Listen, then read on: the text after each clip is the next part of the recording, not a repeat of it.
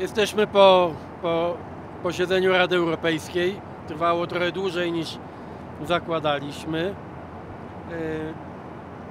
To, co z polskiego punktu widzenia najistotniejsze, to oczywiście kwestie bezpieczeństwa.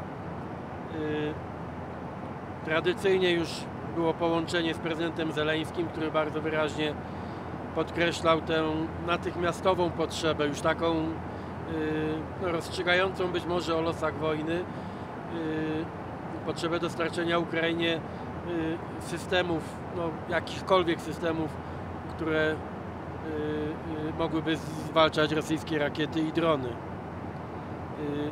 Jak wiecie Państwo, Niemcy dały ten przykład, przekazując system, po raz kolejny system Patriot Ukrainie i wezwały te kraje, które dysponują podobnymi możliwościami jak Niemcy, aby także dołączyły się do tej inicjatywy.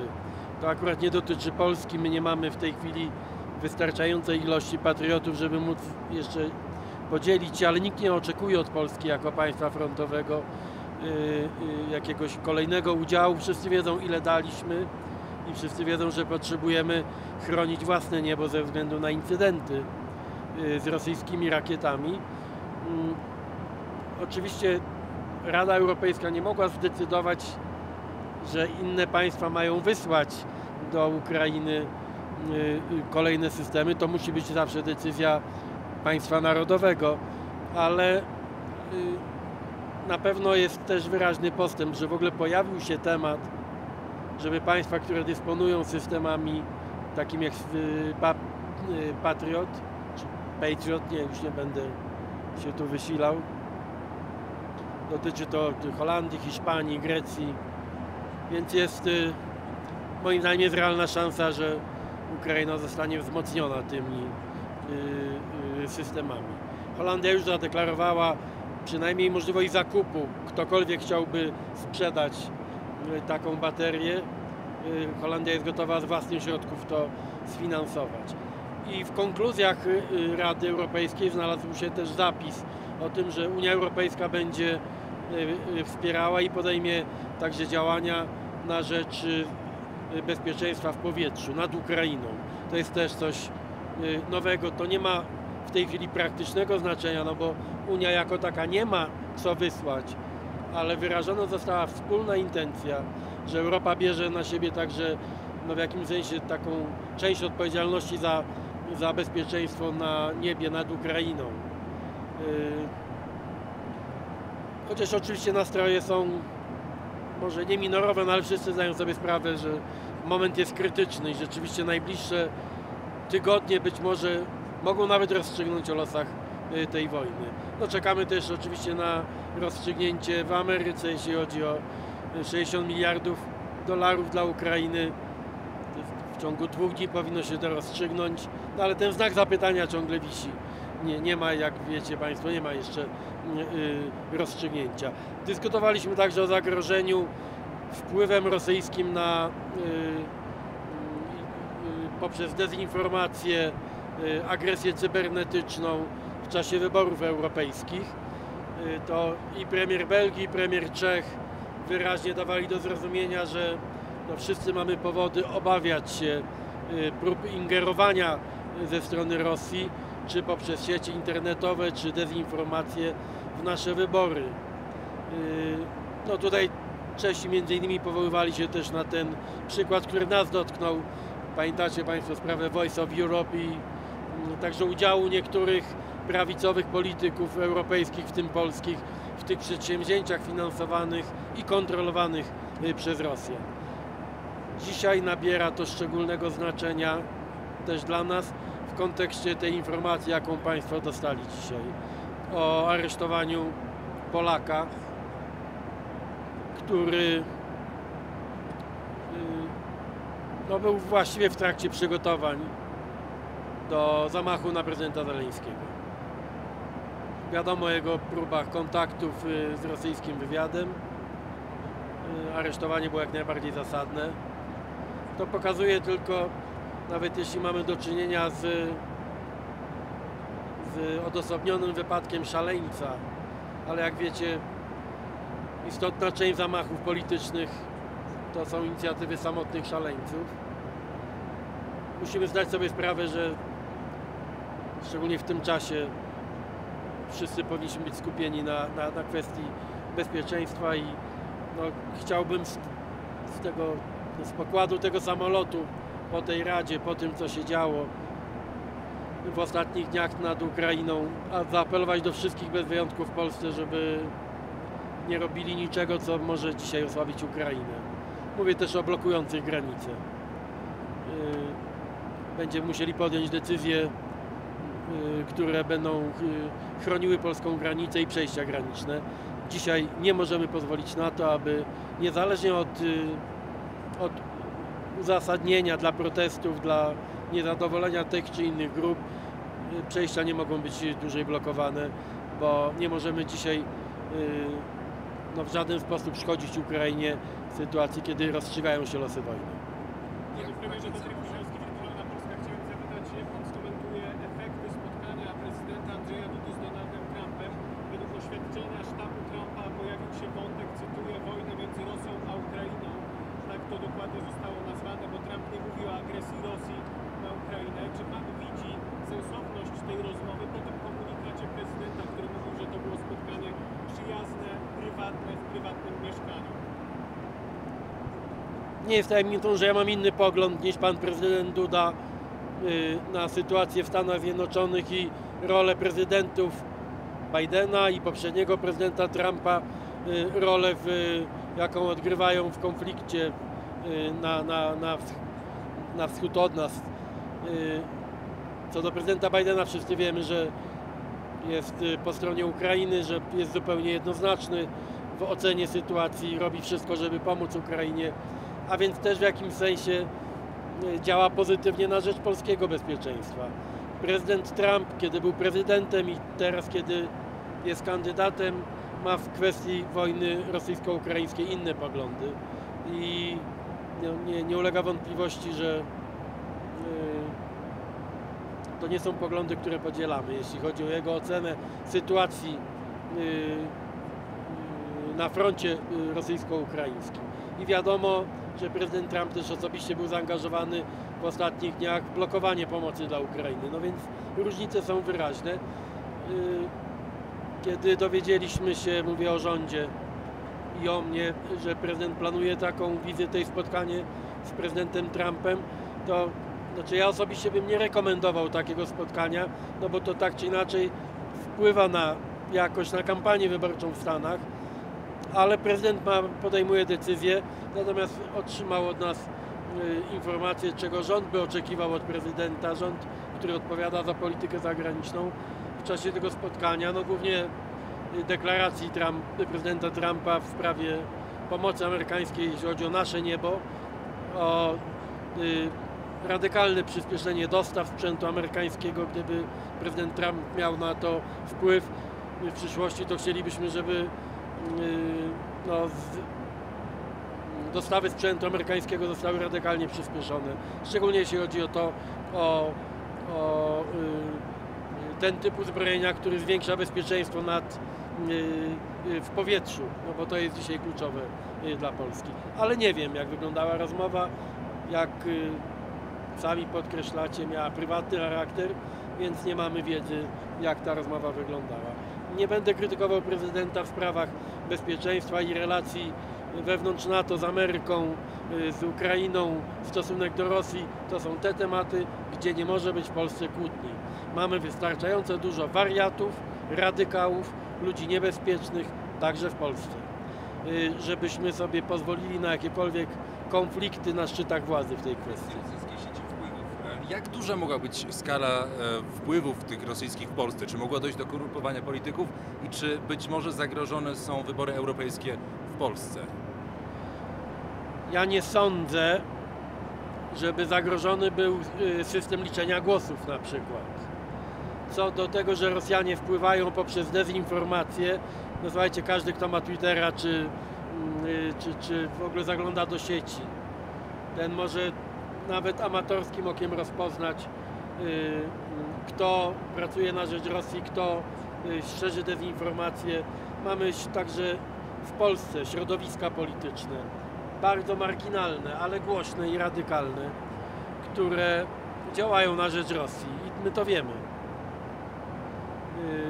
Margines, no już nie mówię o tak drastycznych sytuacjach, o których przed chwilą mówiłem, czyli o działaniu wprost, ręka w rękę ze służbami rosyjskimi, no ale od tego mamy ABW, Agencję Wywiadu, od tego jest nasza współpraca z Ukrainą, ze Stanami Zjednoczonymi, żeby takie kwestie wychwytywać.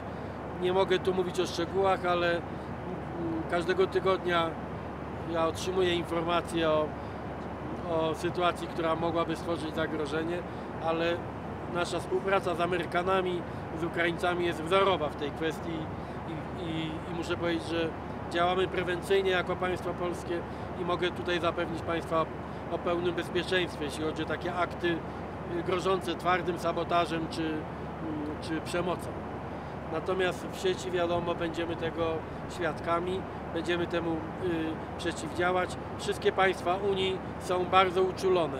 Te nasze konkluzje dzisiaj w tej sprawie, one nie mają praktycznego znaczenia, bo my w ciągu 2 tygodni przecież nie wyeliminujemy tego zagrożenia, ale wszystkie państwa będą ze sobą współpracować, wymieniać informacje, kiedy pojawi się jakieś takie mocniejsze zagrożenie w sieci.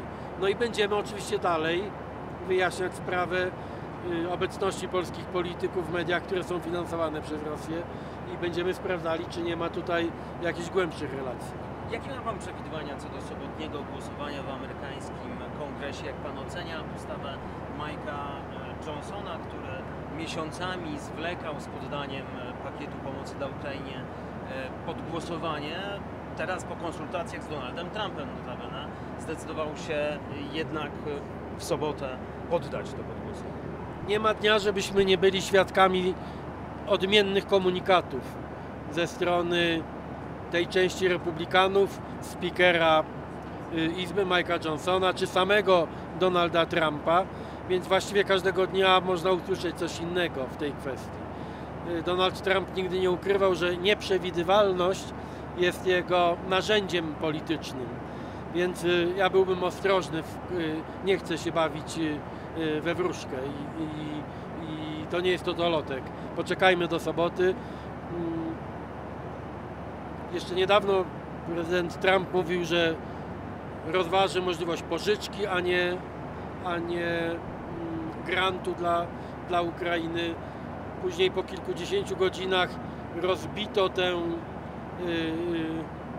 propozycję decyzji na 4 odrębne decyzje, czyli będą głosować odrębnie pomoc dla Ukrainy, dla Tajwanu, dla Izraela, więc wolę nie zgadywać, wolę poczekać do soboty. Wiem, jak bardzo prezydent Zełenski i Ukraina na tę pomoc czekają. Jest alternatywa dla tej pomocy, jeżeli Cały czas tą alternatywą jest pomoc europejska, w tym Polska. Też warto sobie zdać sprawę, Amerykanie dają bardzo dużo, bardzo pomagają Ukrainie, ale jeśli zliczymy to, co zrobiła Unia Europejska, państwa europejskie i Unia, to my dajemy dużo więcej niż Amerykanie. Więc w tym sensie jest alternatywa.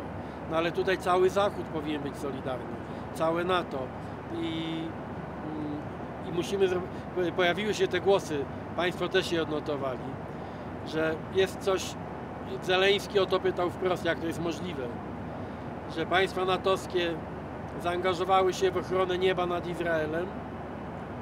Izrael nie jest członkiem NATO, został zaatakowany bezwzględnie przez Iran, a nikt nie pomaga Ukrainie w obronie jej nieba, mimo że ofiar jest dużo więcej. To też dlatego również wczoraj i dzisiaj rozmawiałem o tych wszystkich inicjatywach, które mogłyby zwiększyć radykalnie bezpieczeństwo naszego nieba i w ogóle i w całej Europie. Jak Państwo pewnie już wiecie, ta grupa, która tworzy tę inicjatywę European Sky Shield, jest gotowa oczywiście do współpracy z Polską. Począwszy od Niemców, ale każde z państw, które uczestniczy w tym projekcie, jest gotowe do współpracy. Niedługo będę gościł w Polsce Rishi Sunaka, premiera Wielkiej Brytanii. Z nimi także współpracujemy.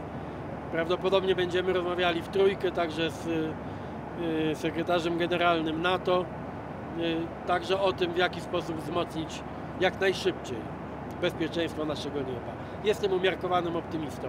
Znaczy, chcę powiedzieć, że przez tych kilka miesięcy zrobiliśmy bardzo dużo, jeśli chodzi o dyplomację i nasze działania bezpośrednie, żeby zwiększyć bezpieczeństwo, i mogę chyba dzisiaj powiedzieć, że mimo dynamicznej sytuacji Polska jest bezpieczna.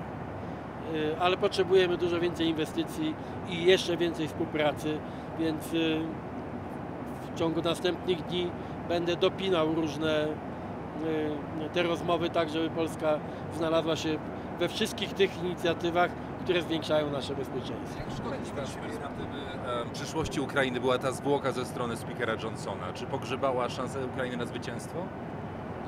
Wiecie, bardzo trudno zdefiniować, co jest zwycięstwem. No, tak naprawdę Ukraina się broni. Wszyscy chcemy pokoju tak naprawdę. To zwycięstwem Ukrainy byłoby, gdyby Rosja uznała integralność Ukrainy, jej prawo do pełnej samodzielności i proeuropejską drogę. Oto jest bój. W tym sensie nie chodzi o pokonanie Rosji, tylko chodzi o to, żeby Rosja odstąpiła od próby zawładnięcia Ukrainą. Tak naprawdę przecież o tym mówimy.